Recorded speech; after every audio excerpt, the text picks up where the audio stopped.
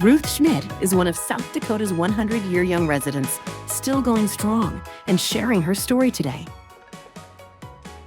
100 and I haven't counted. 100 years and 7 months. I never thought I'd live to 80.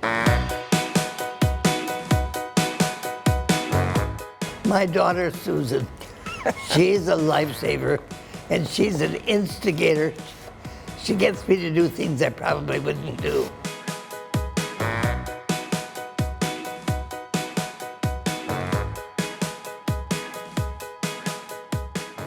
Today, Caleb leads the home health team, overseeing many of the caregivers who provide compassionate, personalized care for Ruth.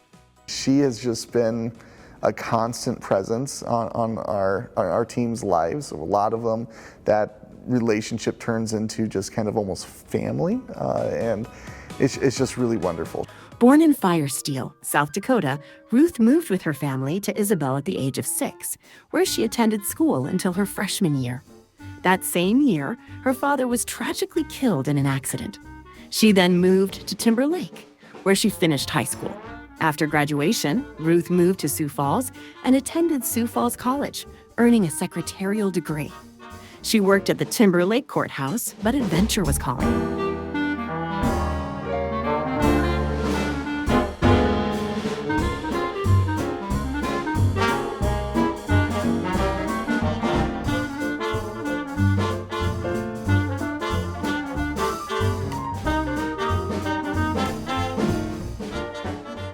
She and her friend Phyllis that she was with in New York had the best time, and they saw the sights in both California and New York, and the war got over, and she saw a lot of interesting things. When the war with Japan ended, I was in San Francisco at the time.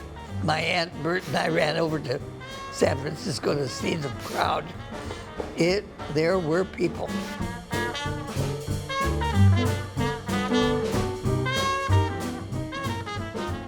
Ruth returned to Aberdeen to care for her mother. It was there she reunited with a long-term boyfriend who soon became her husband. Well, I picked him when he was in first grade, but we ended up graduating together.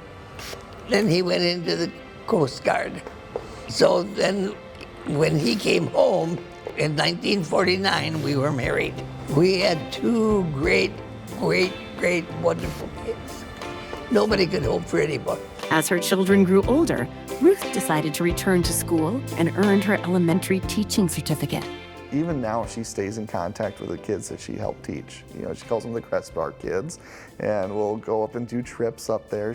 When she's around people, she forgets she's 100 years old. She looks like one of the bunch.